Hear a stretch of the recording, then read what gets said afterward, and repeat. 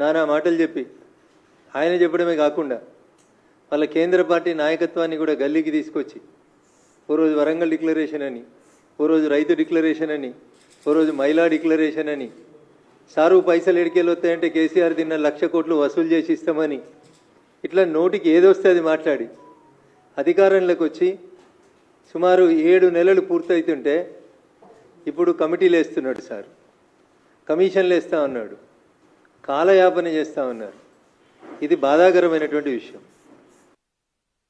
వర్షాలు ఆశించినంత వర్షాలు రాక రైతన్నలు ఒక పక్క విత్తనాలు, ఒక పక్క ఎరువులు, ఇంకొక పక్క లాగోడికి పెట్టుబడికి కావాల్సినటువంటి పైసలు లేక అవస్థలు పడుతుంటే సార్కి ఇప్పుడు గుర్తొచ్చింది ఒక కమిషన్ వేయాలని, ఒక కమిటీ వేయాలని, ఉప ముఖ్యమంత్రి నాయకత్వంలో దాని మీద విచారణ చేయాలని ఇప్పుడు ఆలోచించడం అనేది దురదృష్టకరమైనటువంటి విషయం. నేను చెప్తలేను ఇవి, రేవంత్ రెడ్డి గారు చెప్పినటువంటి మాటలనే మళ్ళీ మీ ద్వారా రైతన్నల పక్షాన ప్రభుత్వాన్ని నిలదీయాలనే ఉద్దేశంతో ఈరోజు మీ ముందుకు రావడం జరిగింది. అభయహస్తం మేనిఫెస్టో అలా రాహుల్ గాంధీ మొన్న ఏదో శంకరుని బొమ్మ చూపెట్టి పార్లమెంట్లో అభయముద్ర అభయముద్ర అభయహస్తం అని ముచ్చట చెప్పిండు. రాహుల్ గాంధీ గారు చెప్పిన అభయహస్తం మేనిఫెస్టో, రేవంత్ రెడ్డి గారు ఇక్కడ విడుదల చేసినటువంటి వరంగల్ రైతు డిక్లరేషన్ ఏం రాసిరంటే అన్న దీంట్లో మొదటిది, కాంగ్రెస్ ప్రభుత్వం ఏర్పడిన వెంటనే రూపాయలు 2 లక్షల రైతు రుణమాఫీ, ఇది మొదటిది. రెండోది ఏం రాసిరన్నా, ఇందిరమ్మ రైతు భరోసా, భూమి ఉన్న రైతులతో పాటు కౌలు రైతులకు కూడా ఏడాదికి ఎకరాకు రూపాయలు 15,000, భూమి లేని ఉపాధి హామీ రైతు కూలీలకు ఏడాదికి 12,000, అన్ని పంటలకు మెరుగైనటువంటి పంట రేటు. ఇది నేను రాసింది కాదన్ను, మూతపడిన చక్కెర కర్మాగారాలు తెరిపించి పసుపు బోర్డు ఏర్పాటు చేస్తాం, పంట బీమాతో మన్రేగాని అనుసంధానం చేసి వ్యవసాయానికి రైతులకి ఉపయోగకరమైనటువంటి పనులు చేస్తాం.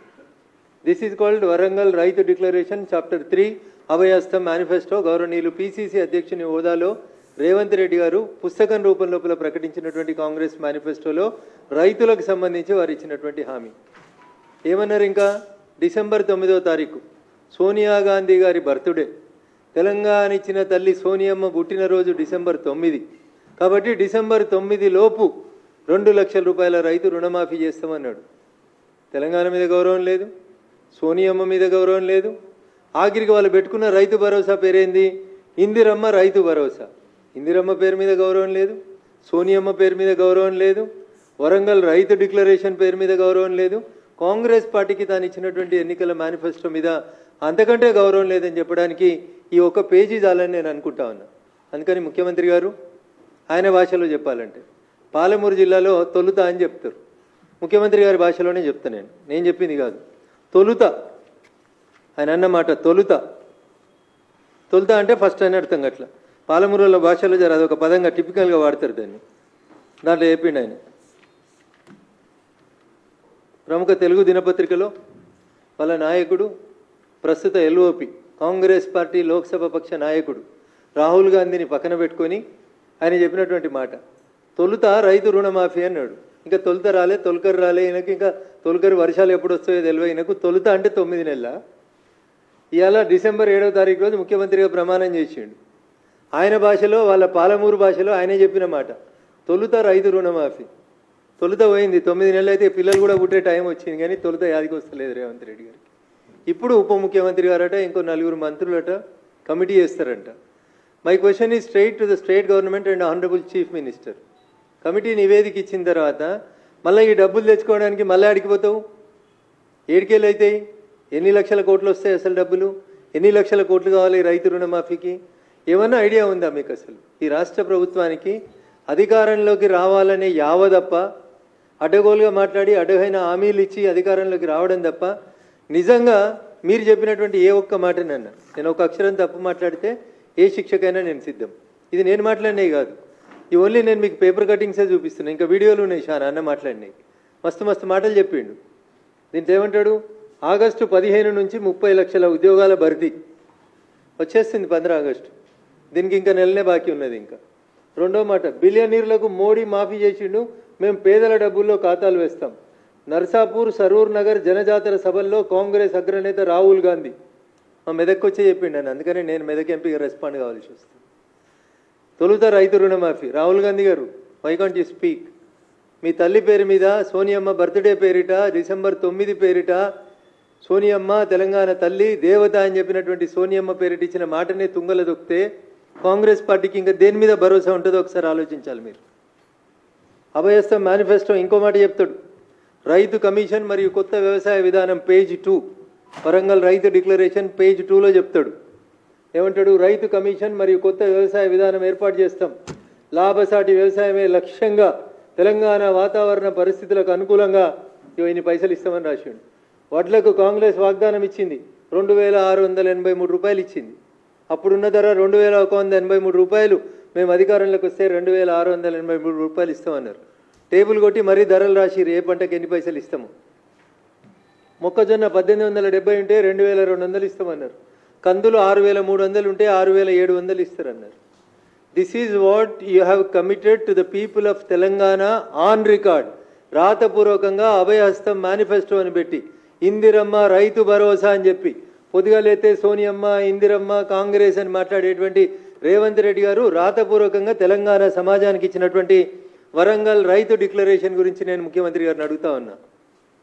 ఎందుకు డిసెంబర్ 9 రోజు ఈరోజు వేస్తామన్నటువంటి కమిటీ, ఉప ముఖ్యమంత్రి గారు మంత్రులతో పాటు వేస్తామన్న కమిటీని డిసెంబర్ 9వ తారీఖు రోజు ఎందుకు వేయలేకపోయినారు రేవంత్ రెడ్డి గారు? ఎందుకు 7 నెలలు కాలయాపన చేసి ఇప్పుడు జూలై వచ్చిన తర్వాత జూలైలో కమిటీ వేసి మళ్ళీ ఏదో ఆగస్టులో ముచ్చట అని చెప్పి ఒక ముచ్చట పెట్టుకోవడం అనేది ఏ రకంగా సమంజసం అనేది నేను అడుగుతా ఉన్నా. ఇంకొక మాట, కొత్తగూడెం సభలో అభివాదం చేసిరు. 9వ తారీఖులోగా సంపూర్ణంగా రైతు భరోసా. ఇలా వీరు క్యాబినెట్లో సబ్ కమిటీలో సభ్యులను వేసిన గౌరవనీయులు ఉప ముఖ్యమంత్రి బట్టి విక్రమార్క గారు ఉన్నారు ఈ బొమ్మల. పక్కనే అదే జిల్లాకు సంబంధించిన ఇంకొక మంత్రి గౌరవనీయులు నెంబర్ 2 అని చెప్పుకునేటువంటి ఇంకొక మంత్రి ఉన్నారు, గౌరవనీయులు పొంగులేటి శ్రీనివాసరెడ్డి గారు ఉన్నారు. ఇంకొక సీనియర్ మంత్రి గౌరవనీయులు తుమ్మల నాగేశ్వరరావు గారు ఉన్నారు. ఇంతమంది సీనియర్ మంత్రుల సాక్షిగా ముఖ్యమంత్రి గారు ఖమ్మం జిల్లాలో చెప్పినటువంటి మాట ఏమని? ఏ ఒక్కరికి అందకున్నా ముక్కు నేలకు రాస్తా అన్నాడు. నేను ముక్కు నేలకు రాయమని అడుగుతలేను రేవంత్ రెడ్డిని. వాళ్ళు చెప్పిన మాటలో వాళ్ళకి యాడ్ చేద్దాం అనుకుంటున్నాను. నాకంతే. ఏమన్నాడు? ఏ ఒక్కరికి అందకున్నా ముక్కు నేలకు రాస్తా. రూపాయలు 7500 కోట్లు జమ చేస్తే కేసీఆర్ క్షమాపణ చెప్తారా? ఈ పంచాయతీ కేసీఆర్ పంచాయతీ, రేవంత్ రెడ్డి గారి పంచాయతీ కాదు ఇది. తెలంగాణలో ఉన్న లక్షలాది రైతన్నలు అడుగుతున్నటువంటి ప్రశ్న. ఆయన ముక్కునాలకు రాస్తాడా? నువ్వు ముక్కునాలకు రాస్తావా? మాకొద్దు రేవంత్ రెడ్డి గారు. మీరు ఇస్తా అన్న ఇందిరమ్మ రైతు భరోసా ఏది అని అడుగుతున్నారు రైతన్నలు. ఎవరు రాస్తారు? కొత్త స్తూపం కాడ రాస్తారా? పాత స్తూపం కాడ రాస్తారా? మనిషికో అమరవీరుల స్తూపం కట్టుకోరు కదా. ఎవరికి నచ్చిన స్తూపం కాడ ఇద్దరు వచ్చి ముక్కునాలకు రాస్తే బాగుంటుంది అనేది తెలంగాణ రైతన్నల నుంచి వస్తున్నటువంటి డిమాండ్. నేను అడుగుతలేను. నేను ఏడా కొత్తగూడెం జనజాతర సభ, కొత్తకోట, సీతాఫల్ మండి, ముషీరాబాద్ కార్నర్ మీటింగుల్లో సీఎం రేవంత్ రెడ్డి గారు చెప్పినటువంటి మాటలు. ఎన్ని మాటలన్నా ఇంకా ఇక వడ్డీ లేని రుణం. ఇదే కూడా నా సొంత కవిత్వం కాదన్న. ఇదంతా వారి నోటి నుంచి వచ్చినటువంటి ఆనిముత్యాలు, ప్రముఖ దినపత్రాల్లో పబ్లిష్ అయినటువంటి వార్తలు. ఏమంటాడు? ఇక వడ్డీ లేని రుణం 63 లక్షల మంది మహిళలకు మనిషికి 5 లక్షల రూపాయల బీమా అన్నాడు. నోటికి ఏదొస్తుంది అన్న, నోటికి ఏదొస్తుంది మాట్లాడండి సార్. ఏ ఒక్కటన్నా అమలైందేమో చూద్దాం ఒకసారి. పరేడ్ గ్రౌండ్స్లో 1,00,000 మంది మహిళలతో సభ. ఈ సభ అయిందో లేదో నాకు తెలియదు. ఈ 5 లక్షల ఇన్సూరెన్స్ వచ్చిందో లేదో తెలియదు. రైతులను అట్లా వంచిచ్చిర్రు, మహిళల్ని ఇట్లా పంపించిర్రు. ఇంకా ముఖ్యమంత్రి అయిన తెల్లారి మంచి మంచి పేపర్లు అందరిని పిలుచుకొని ముచ్చట పెట్టిండు అన్న.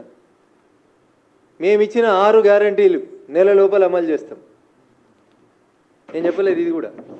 ఇది కూడా పేపర్లో ముఖ్యమంత్రి కాగానే తెల్లారి అందరిని పిలుచుకొని మంచిగా ప్రెస్ మీట్ పెట్టిండు. గ్యారంటీల అమలు నెలలోగా అమలు, గ్యారంటీ హామీలు నెలలోగా అమలు. అంటే ఏ నెల అనేది నాకు ఇంకా అర్థమవుతలేదు. నెలలోగా అమలు అంటే డిసెంబర్ 9 అనుకుర్రు రైతులు. ఈయన నెలలోగా అమలు అంటే ఈ డిసెంబర్ 24, 25 లేకపోతే మళ్ళీ వచ్చి ఎన్నికలు వచ్చినప్పుడు వచ్చే డిసెంబర్ అయిందనేది నాకు తెలియదు. ఇంకా మా దగ్గర జహీరాబాద్కి వచ్చిండు, వచ్చే మాట చెప్పిండు. పంట రుణం 1 రూపాయి కట్టొద్దు అన్నాడు. ఎవరైనా 1,00,000 కడితే పోయి అర్జెంటుగా మళ్ళీ 2 లక్షలు తెచ్చుకోరి 2 లక్షలు మాఫీ చేస్తానన్నాడు. అధికారంలోకి రాగానే 2 లక్షల రూపాయలు రుణమాఫీ చేస్తాం. కాంగ్రెస్లో చేరేందుకు మాజీ మంత్రి చంద్రశేఖర్ సుముఖత. ఏ చంద్రశేఖర్ గారని మా జహీరాబాద్ నుంచి ఎమ్మెల్యేగా పోటీ చేసినారు. వీరిని జాయిన్ చేసుకోవడానికని కండువా వేసుకున్నారో చెప్పిండు. 2 లక్షల రూపాయల రైతు రుణమాఫీ చేస్తా. ఏ ఒక్కరు కూడా ₹1 రైతులు రుణం కట్టొద్దు, మాఫీ చేస్తా నేను అని చెప్పిండు. పంట రుణం ₹1 కట్టొద్దు. ఇది కూడా ముఖ్యమంత్రి గారి పేపర్ కటింగ్.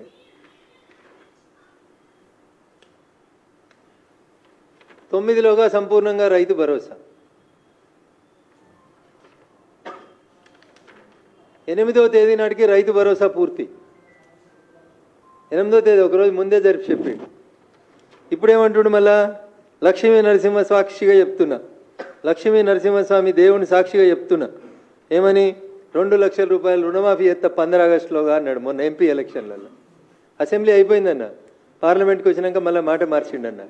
డిసెంబర్ 9 పోయింది, సోనియమ్మ బర్త్డే పోయింది, ఇప్పుడు యాదగిరిగుట్ట లక్ష్మీ నరసింహస్వామి యాదికి వచ్చిండు అన్నకి. భువనగిరిలో గెలిపిస్తే 2 లక్షల రూపాయలు 15 ఆగస్టు లోపల రైతు రుణమాఫీ చేస్తానని లక్ష్మీ నరసింహస్వామి పేరు తీసుకొని ఒట్టు పెట్టుకున్నాడు. ఏ ఊరికి వస్తే ఆ ఊరికి. మా మెదక్కి వచ్చిండు వాళ్ళ క్యాండిడేట్ నామినేషన్కి. ఏడుపాయల దుర్గమ్మ తల్లి మీద ఒట్టేసి చెప్తున్నా 15 ఆగస్టులో మాఫీ చేస్తా అన్నాడు. వరంగల్ పోయిండు, సమ్మక్క సారలమ్మ సాక్షిగా మాఫీ చేస్తా అన్నాడు. మాఫీకి పైసలు ఎడినాయో చెప్పమంటే ఇప్పుడు కమిటీ వేసి దాని మీద విచారణ చేస్తా, ఎవరికి ఇవ్వాలి ఎవరికి ఇవ్వకూడదు అంటున్నాడు. సార్, వ్యవసాయం చేసే ప్రతి భూమికి, వ్యవసాయం చేసే ప్రతి భూమికి, రియల్ ఎస్టేట్ చేసే భూములకు ఇవ్వకు, లేఅవుట్ అయిన భూములు ఇవ్వకు, కొండలు గుట్టలు రాళ్ళు రప్పలుండి కేవలం టైటిల్ ఉన్నటువంటి బుక్కులుండి వ్యవసాయం జరగనటువంటి భూములకు ఇవ్వు. కానీ 2 ఎకరాలకి ఇవ్వాలన్నా, 5 ఎకరాలకి ఇవ్వాలన్నా, 10 ఎకరాలకి ఇవ్వాలన్నా అని ఒక కొత్త కార్యక్రమం పెట్టి, నేను చాలా స్పష్టంగా చెప్తా ఉన్నా భారతీయ జనతా పార్టీ పక్షాన, ఏ రైతు పొలం దున్నుతున్నాడో, ఏ భూమిలో అయితే పంట పండుతుందో అది ఎన్ని ఎకరాలు ఉన్నా ఇర్రెస్పెక్టివ్, 5 ఎకరాలు 10 ఎకరాలు 9 3 6 ఎంతున్నా సరే మనం ఇచ్చేది రైతుకి భరోసా. కాబట్టి ఎన్ని ఎకరాలు వ్యవసాయం చేస్తే అన్ని ఎకరాల వ్యవసాయ భూములకి రైతు భరోసా ఇయ్యి అని చెప్పి డిమాండ్ చేస్తా ఉన్నాం. మీరు చెప్పుర్రి 2 ఎకరాలు ఇవ్వమంటారా, మీరు చెప్పుర్రి 5 ఎకరాలు ఇవ్వమంటారా అని మళ్ళీ క్వశ్చన్స్ అడగవద్దు. ఎలిజిబుల్ ఉన్న ప్రతి రైతుకి, భూమి ఉన్న ప్రతి రైతుకి ఎన్ని ఎకరాల భూమి ఉంటే అన్ని ఎకరాలకి రైతు భరోసా ఇవ్వండి. కొండలు గుట్టలు రియల్ ఎస్టేట్లు ఆల్రెడీ హెచ్ఎండిఏ లేఅవుట్లుగా కన్వర్ట్ అయినటువంటి వ్యవసాయం నుంచి వ్యవసాయేతరానికి మారినటువంటి భూములకు మాత్రం ఇవ్వద్దు అనేది చెప్పొచ్చు కదా. 100% మేము పార్టీగా చెప్పడానికి ఎలాంటి సంకోచం లేదు. అందుకని ముఖ్యమంత్రి గారు, మాటలు కోటలు దాటినాయి, చేతలు తంగేళ్ళు దాటుతలేవు, సెక్రటరియట్ గేటు దాటి జీవోలు వస్తలేవు, కమిటీల జీవోలే వస్తాయా, పైసలు ఏమన్నా వస్తాయా, పోనీ 15 ఆగస్టు కన్నా వస్తాయా, అప్పటికి కూడా రావా? అసలు ఏం చేద్దాం అనుకుంటున్నారు మీరు? తెలంగాణలో రైతన్నల్ని, వ్యవసాయాన్ని ఏం చేద్దాం అనుకుంటున్నారు? వానలు సరిగా పడతలేవు, రైతులు ఇబ్బంది పడుతున్నారు, ఎరువులు లేవు, విత్తనాలు లేవు. ఆఖరికి నిన్న మీరు కమిటీలు వేసిన 3 మంత్రులున్న ఖమ్మం జిల్లాలో ఒక రైతు ఆత్మహత్య చేసుకున్నాడు. తిరిగి తిరిగి తిరిగి తిరిగి ఎవరు రెస్పాండ్ కాకపోతే రైతు ఆత్మహత్య చేసుకున్నాడు. ప్రతిపక్షంలో ఉన్నప్పుడు చాలా మాట్లాడిన రేవంత్ రెడ్డి గారు, ఇలా మీరే ముఖ్యమంత్రి. ఒక రైతు లైవ్లో పురుగుల మందు దాగి తన భూమిని ఆ గ్రామంలో ఉన్న కొంతమంది మీ పార్టీకి సంబంధించినటువంటి నాయకులు కబ్జా చేస్తున్నారని ఇబ్బంది పడుతూ ఆత్మహత్య చేసుకుంటే ఇంతకంటే బాధాకరమైనటువంటి విషయం ఇంకొకటి ఉండదు. ధరణి అట్లే ఉంది, రైతుల సమస్యలు అట్లే ఉన్నాయి, ఎక్కడి కష్టాలు అక్కడే ఉన్నాయి.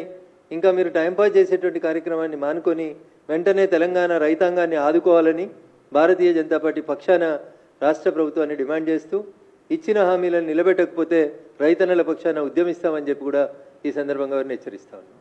Thank you.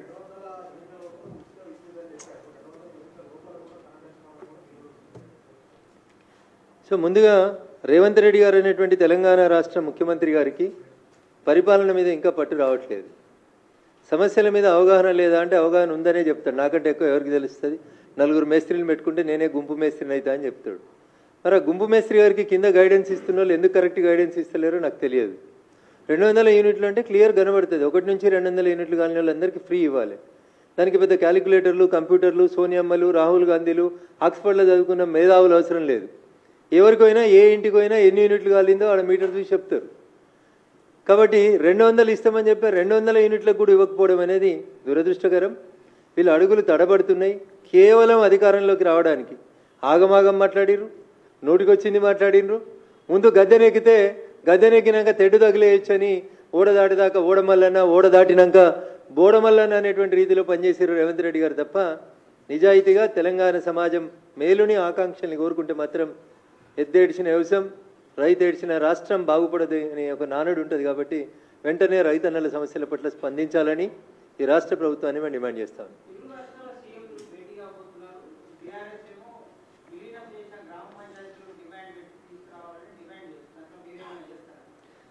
భారత రాష్ట్ర సమితి అనేటువంటి పార్టీ తెలంగాణ ఆకాంక్షల పేరిట 10 సంవత్సరాలు అధికారంలో ఉండి అధికారంలో ఉన్న 10 సంవత్సరాలు తెలంగాణ ప్రజల ఆకాంక్షల్ని పట్టించుకోకుండా తెలంగాణ ప్రజల అవసరాలని గుర్తించకుండా ఎంతసేపు నీళ్లు నిధులు నియామకాల పేరిట చేసినటువంటి వాళ్ళ వ్యక్తిగతమైనటువంటి స్వార్థ ప్రయోజనాలు తప్ప 10 సంవత్సరాల్లో 5 సంవత్సరాలు గౌరవనీయులు చంద్రబాబు నాయుడు గారు ముఖ్యమంత్రి ఉన్నారు, 5 సంవత్సరాలు జగన్మోహన్ రెడ్డి గారు ముఖ్యమంత్రి ఉన్నారు. ఏ రోజు కూడా నిన్న హరీష్ రావు గారు మాట్లాడినటువంటి ఈ 7 మండలాల గురించి కానీ లేదా ఆంధ్రప్రదేశ్కు పోయినటువంటి సీలేరు ప్రాజెక్టు గురించి కానీ ఏ రోజు కూడా చంద్రశేఖరరావు గారికి ఇంట్రెస్ట్ లేదు. రోజమ్మ ఇంట్లో తిన్న రొయ్యల పులుసు మీద ఇంట్రెస్ట్ ఉన్నది తప్ప ఆయనకి రోజమ్మ ఇంటికి పోయినప్పుడు మరి 7 మండలాలు ఏంది ఈ ఊర్లో ఏంది అనేది ఒకరోజు కూడా మాట్లాడేందుకు ఆయనకి ఇంట్రెస్ట్ లేదు. ఇంటికి పిలుచుకొని జగన్మోహన్ రెడ్డి గారిని అలాయి బలాయి చేసుకోవడానికి అవకాశం ఉంది కానీ 7 మండలాల గురించి ఊర్ల గురించి మాట్లాడరాలేదు. ఇలా బీఆర్ఎస్ పార్టీ హరీష్ రావు గారు ఏం మాట్లాడినా అది దయ్యాలు వేదాలు వల్లించినట్టే ఉంటుంది. ఒకరోజు కాదు మీరు ఈ రాష్ట్రాన్ని పాలించింది, 10 సంవత్సరాలు మీరు ఈ రాష్ట్రాన్ని పరిపాలించారు.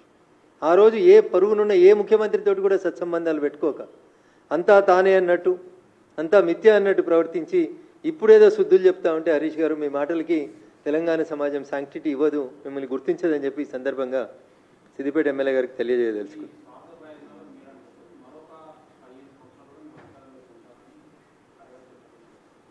ఇంకొక 15 రోజులకి అసెంబ్లీ బడ్జెట్ సెషన్లు స్టార్ట్ అవుతాయి. అప్పటిదాకా ఇంకో 15 మంది పోకుండా కాపాడుకుంటే చంద్రశేఖరరావు చాలా గొప్పవాడు. అధికారంలో ఉన్నప్పుడు ఎమ్మెల్యేలు మంత్రులు ఇంకెవరిని కలవకుండా మనుషులంటే బానిసలని తానొక్కడే దైవాంశ సంభూతుడని ప్రగతి భవన్ అదే ఇంకేదో అనుకొని ఎక్కువ ఊహించుకున్నాడు సార్ పాపం. ఇప్పుడు తప్పనిసరి పరిస్థితులలో ఎంపీటీసీలతోటి సర్పంచులతోటి ఆఖరికి గ్రామ కమిటీ అధ్యక్షులతోటి కూడా ఫోటో దిగి బిడ్డ నేనున్నా అని బతిలాడుకునేటువంటి దుస్థితికి తెచ్చుకున్నాడు చంద్రశేఖరరావు గారు. 15 సంవత్సరాలు మర్చిపోండి. ఇప్పుడు అధికారంలో లేకుండా ఇంకొక 15 నెలలు మీ టీఆర్ఎస్ఓ బీఆర్ఎస్ఓ అసలు ఉంటుందా? దానికి పేరు ఉంటుందా? ఊరు ఉంటుందా? మీ ఎమ్మెల్యేలు ఉంటారా? ఏం జరుగుతుంది అనేది ఒకసారి చంద్రశేఖరరావు గారు ఆలోచించుకోవాలి. అంటే కోల్పోతున్నటువంటి నాయకుల మీద పట్టు కోల్పోతున్నారు. రోజుకో ఎమ్మెల్యే పార్టీ మారుతున్నాడు, రోజుకో సీనియర్లు పార్టీ మారుతున్నారు. నేను ఎప్పుడో చాలా రోజుల క్రితం చెప్పిన 2013లో నేటి ఫిరాయింపుదారులే రేపు పిరంగులై పేలుతారు కేసీఆర్ జాగ్రత్త అని. ఇలా ఒక్కొక్క ఫిరాయింపుదారుడు మళ్ళీ ఒక్కొక్క పిరంగై పేలుతున్నాడు. సో అట్లాంటి బాధలలోంచి బయటపడడానికి ఏం చేయాలని అర్థం కాక ఇంకా 15 ఏళ్ళు నేనే ఉంటా అన్నాడు. ఉన్న 10 ఏళ్ళే ఉద్ధరించింది లేదు, ప్రజల్ని కలిసింది లేదు. మళ్ళీ నీకు అవకాశం ఎందుకు ఇస్తారు ప్రజలు? తెలంగాణ రాష్ట్ర సమితి ఎలియాస్ బీఆర్ఎస్ పార్టీకి ప్రజలు సిఆర్ఎస్ ఇచ్చిండ్రు, కంపల్సరీ రిటైర్మెంట్ స్కీమ్ ఇచ్చిర్రు. గౌరవనీయులు చంద్రశేఖరరావు గారిని ప్రశాంతంగా ఆలుగడ్డలు బెండకాయలు వంకాయలు వండించుకొని వ్యవసాయ క్షేత్రంలో ఆరోగ్యం కాపాడుకోమని ప్రజలు ఇచ్చినటువంటి తీర్పును ప్రజాస్వామ్యాన్ని గౌరవించమని చంద్రశేఖరరావు గారికి ఈ సందర్భంగా హితవు పలకదలుచుకున్నాను.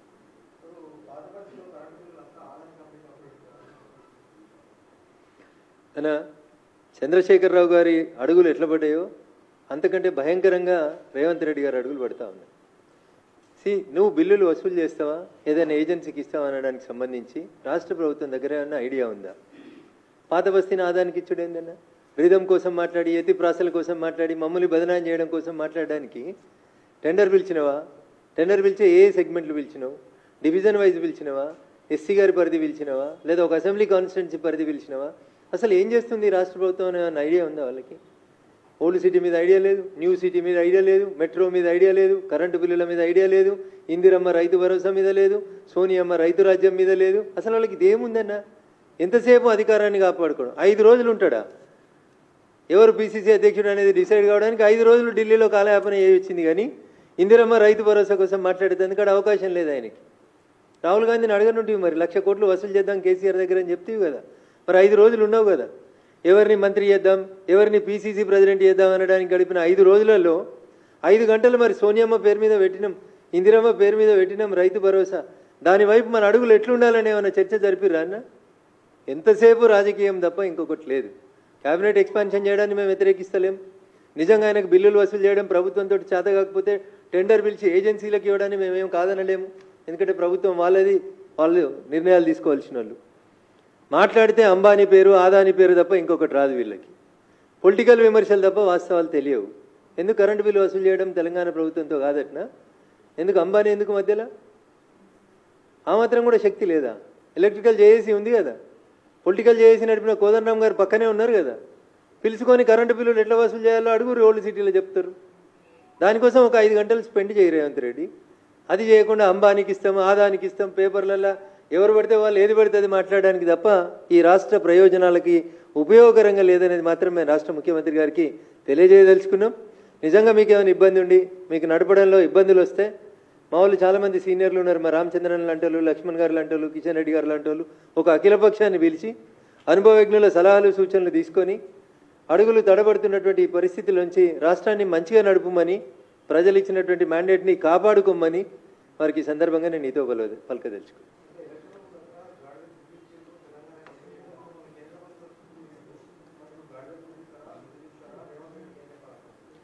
సో మాట్లాడినటువంటి రేవంత్ రెడ్డి గారు ఇప్పుడు ఆ గాడిద గుడ్లు తీసుకొని గౌరవ కేంద్ర మంత్రులందరూ ఇంటికి వచ్చి, సార్ ఎన్నికల కంటే ముందు ఇవి ఇచ్చినారు, ఇప్పుడు ఏమి ఇస్తారు అని అడిగితే అప్పుడు ఒకటి ఇస్తే ఇప్పుడు 2 ఇస్తారు, తప్పకుండా ఇస్తారు. ఏ రాష్ట్రానికి ఏం రావాలి, డెవల్యూషన్ ఆఫ్ ఫండ్స్ ఎట్లుంటాయి, 16th ఫైనాన్స్ కమిషన్ ఏం చెప్తుంది. మా దగ్గర గుంపు మేస్త్రీలు లేరన్న, మా దగ్గర చదువుకున్న వాళ్ళే ఉన్నారు మంత్రులుగా, వాళ్ళకి తెలుసు ఎవరికి ఎట్లా ఇవ్వాలి, ఏ రాష్ట్రానికి ఎంత ఇవ్వాలి అనేది వాళ్ళకి తెలుసు అన్న. కాబట్టి we are not going to rule this country by depending upon the గుంపు మేస్త్రి ఆర్ మేస్త్రి. మేము ఈ దేశం, దీనికి ఒక ఎన్నికల సంఘం, దానికి ఒక నీతి ఆయోగ్, దానికి సంబంధించినటువంటి అధికారులు వీళ్ళందరూ ఉంటారు. డెవల్యూషన్ ఆఫ్ ఫండ్స్ ఎట్లా ఇస్తామో అట్లా ఇస్తాం. రేవంత్ రెడ్డి గారికి ఇంకా కోరిక తీరకపోతే మళ్ళీ ఒక మంచి గాడిద గుడ్డుని ప్యాక్ చేసుకొని ప్రత్యేకమైన విమానంలో కేంద్ర మంత్రుల దగ్గరికి వస్తే అప్పుడు ఇచ్చిన ఒక గాడిద గుడ్డుకి ఇప్పుడు 2 ఇవ్వాలా 3 ఇవ్వాలా ఖచ్చితంగా ఆలోచించి వారి వంతు వాటా ఎంత ఉంటే అంత తప్పకుండా ఇస్తాం.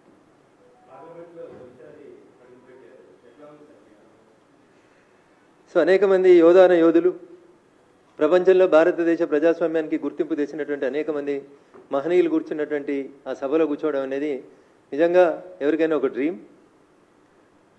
ఈ దేశానికి స్వతంత్రం వచ్చినటి నుంచి అనేక మంది మేధావులు, విఘ్నులు, ఈ దేశ హితం కోరుకున్నటువంటి అనేక మంది పెద్దలు చర్చలు జరిపినటువంటి ఆ సభలో మొదటి 12 రోజుల ఈ అనుభవం ఇట్ ఈస్ లైక్ ఎనీథింగ్.